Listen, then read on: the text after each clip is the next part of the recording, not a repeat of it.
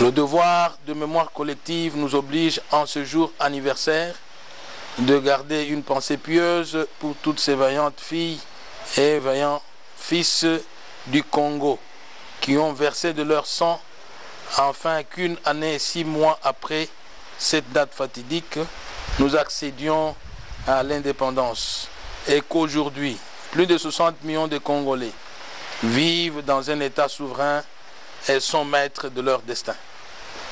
La date du 4 janvier 1959 reste interpellatrice et nous donne l'occasion de méditer sur notre situation actuelle et sur notre avenir commun, étant entendu qu'un peuple sans histoire est un peuple sans avenir.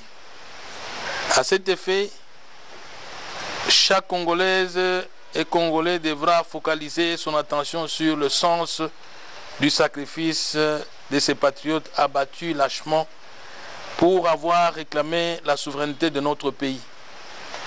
Le sang des martyrs de l'indépendance doit nous rappeler que le Congo est notre patrimoine commun, qu'il nous importe absolument de chérir et de défendre, le cas échéant, jusqu'au sacrifice suprême. Aujourd'hui, plus qu'hier, le combat contre le diktat des forces néocolonialistes nous oblige à nous abreuver à cette riche et instructive histoire colonialiste rituelle nécessaire afin de faire échec à toutes les tentatives des étrangers qui veulent continuer à nous dominer.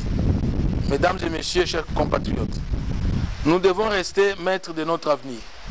Pour y parvenir, ne jamais trahir le Congo devra être notre credo et la République démocratique du Congo en tant que patrimoine commun doit rester au-dessus de tout clivage politique, religieux ou autre, car le Congo n'appartient à aucun parti ou regroupement politique, à aucune tendance de la société civile ou groupe d'individus. Son sort concerne tous les citoyens et les interpelle quand il y a péril à la demeure. C'est ici l'occasion de rendre un hommage mérité au président de la République, chef de l'État, son Excellence M. Joseph Kabila Kabange, qui est convaincu que les situations aux problèmes du Congo ne viendront que des Congolais eux-mêmes. S'est engagé à réunir tous les Congolais autour d'un dialogue politique national inclusif en vue d'obtenir le consensus national indispensable à l'organisation des élections dans un climat apaisé. Nous sommes heureux de cette démarche du chef de l'État qui a abouti à la signature de l'accord du 18 octobre 2016 et aujourd'hui consolidé par celui du 31 décembre 2016 et grâce à la médiation de la conférence épiscopale nationale du Congo. Certes, la recherche de l'inclusivité oblige la classe politique à continuer à discuter.